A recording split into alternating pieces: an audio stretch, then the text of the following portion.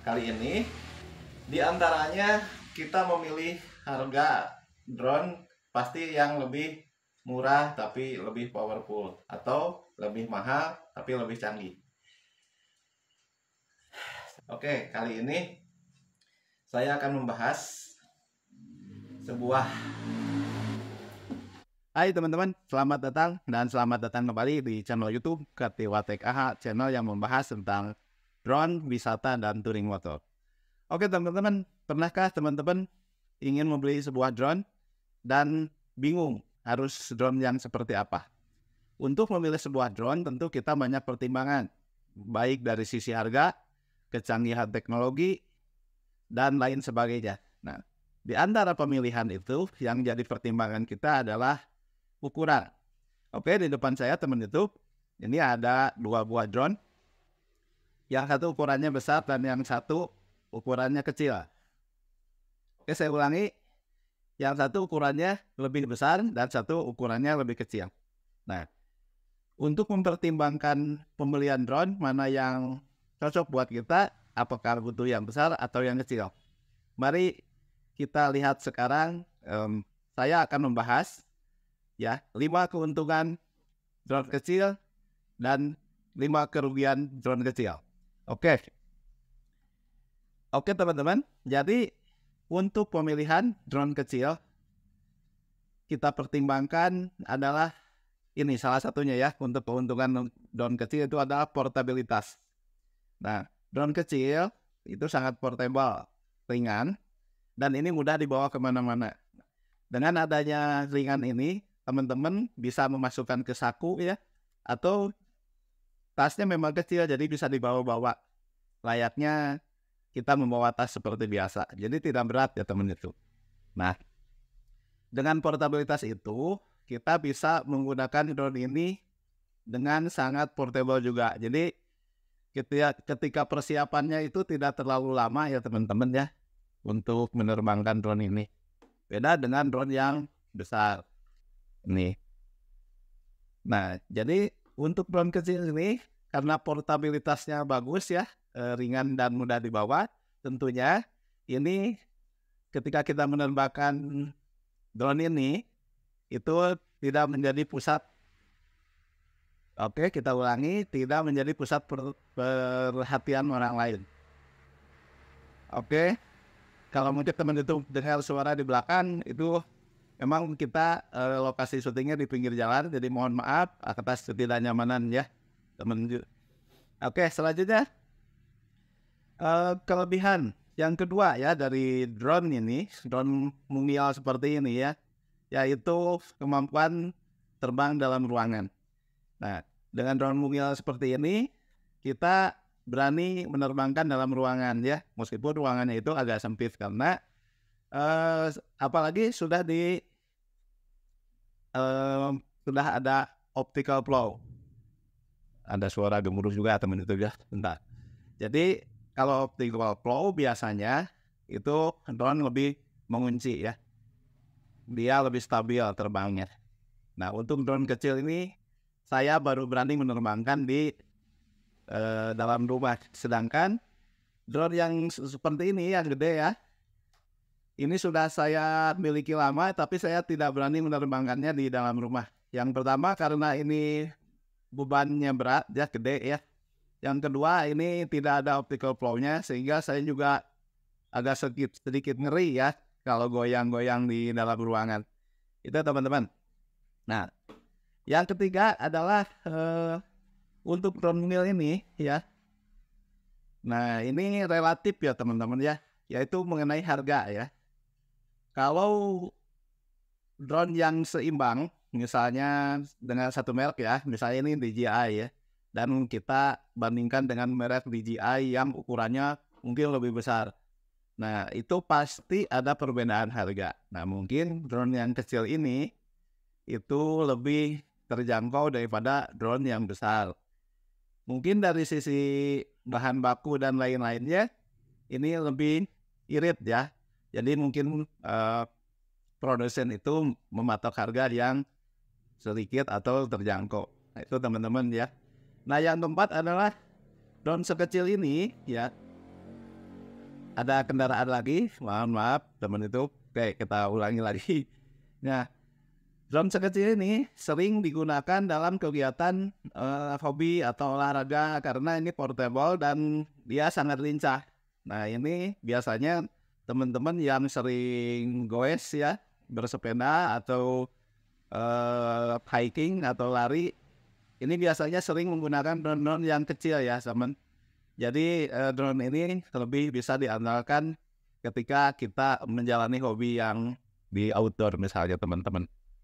Nah, yang terakhir atau yang kelima dari drone ini keuntungannya adalah teman-teman biasanya dipakai sebagai pembelajaran ya. Jadi kalau untuk belajar menerbangkan drone itu paling efektif dengan drone kecil.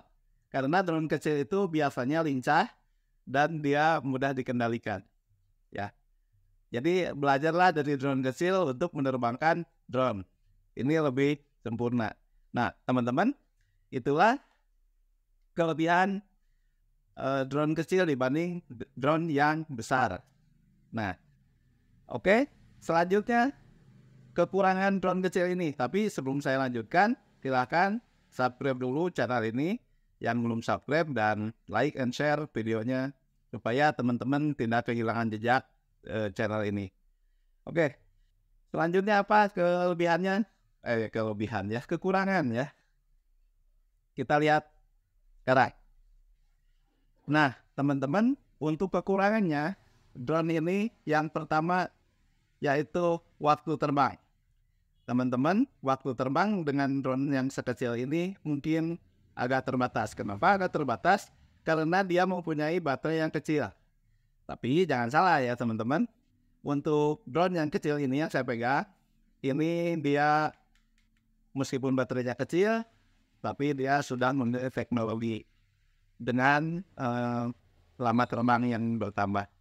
Tapi tetap saja kalau kita bandingkan dengan drone yang gede, yang merek DJI juga, mungkin ini masih kalah temennya. Jadi karena memang isi sel baterainya itu tetap kecil ya, sedangkan kalau yang besar itu sel baterainya besar sehingga dia bisa terbang lebih lama. Kekurangan yang kedua, nah untuk drone kecil ini tidak bisa bawa beban. Nah, salah satunya biasanya kalau drone kecil gini susah kalau di Oke, ada motor dulu lewat, teman-teman anggap aja sebagai iklan. Nah, yang kedua, jadi dia tidak bisa bawa beban. Kenapa tidak bisa bawa beban? Karena memang drone-nya kecil. Jadi kalau misalnya teman-teman pengen membawa beban, misalnya menggendong GoPro atau dipakai misalnya untuk kemanusiaan ya, di rescue misalnya, membawa barang atau alat medis, drone kecil mungkin nggak mampu untuk mengangkat beban seperti itu. Nah, itu kekurangan yang kedua. Nah, kekurangan yang ketiga, drone yang kecil ini ya termasuk rentan cuaca ya teman-teman ya. Termasuk dari angin dan hujan mungkin ya. Tapi ya, yang paling pokok angin ya teman-teman. Sekuat-kuatnya drone kecil dan dibandingkan dengan drone yang besar, itu pasti drone yang besar lebih kuat menahan angin dibanding drone yang kecil. Tapi itu juga tergantung levelnya ya. Untuk drone yang saya pegang ini adalah DJI Mini 2 SE. Ini level anginnya sudah meningkat. Jadi kalau level angin masih bisa ditahan dengan angin yang sedang ya teman. Jadi saya nggak bisa menerangkan level angin 1-2 itu seperti apa ya teman itu. Yang saya rasakan kalau kelihatan daun bergoyang tapi bergoyangnya masih pelan, ini masih bisa. Tapi kalau sudah anginnya kencang banget ya udah itu nggak bisa ya teman-teman ya. Nah, yang keempat adalah keterbatasan jarak ya teman. Jadi drone ini ya dia mempunyai jarak yang terbatas dibanding drone yang besar. Terutama dalam satu merek misalnya ya. Ini adalah DJI Mini 2 SE dibanding dengan drone Mavic Pro misalnya, Mavic 2 Pro atau Mavic 3 Pro, mungkin jarak terbangnya lebih jauh yang gede. Karena balik kembali ya, satu sinyal, yang kedua baterai. mungkin yang drone yang besar itu mempunyai kapasitas baterai yang kuat sehingga dia eh, bisa terbang lebih jauh jaraknya. Oke. Nah, yang terakhir kekurangan daripada drone kecil yaitu di kamera ya, teman-teman ya. Ya mungkin karena drone-nya kecil, kameranya dibuat portable. Meskipun drone yang saya pegang ini, DJI Mini 2 SI ini sudah cukup bagi saya terutama ya teman-teman. Tapi kalau misalnya yang lebih bagus lagi ada DJI Mini 3 Pro ya. DJI Mini 3 Pro kameranya lebih bagus daripada ini. Tapi tetap kecil ya. Nah, kalau dibanding dengan yang besar, itu sekarang seperti DJI Air 2S, ya itu sensornya lebih bagus. Tetap ya, jadi kalau lihat kamera, drone yang besar-besar itu kameranya lebih bagus karena dia lebih dibuat untuk profesional ya, untuk pengambilan gambar yang profesional. Nah, kalau drone kecil, ini diperuntukkan buat hobi ya teman-teman ya, jadi hobi yang portable. Nah, terus alasan saya kenapa saya memilih drone yang kecil, karena satu alasan yang pertama tadi ya teman-teman, karena portable kita bisa menerbangkannya dimanapun ya, jadi di tempat yang nggak terlalu luas juga bisa ya teman. Terus ketika kita persiapan dengan drone kecil ini, kita tidak membutuhkan waktu lama. Nah, saya lihat dari drone yang besar ya, itu ada yang harus pasangin dulu propeller. Lama ya temennya. Kalau yang ini kita langsung buka karena portable, langsung kita terbangkan.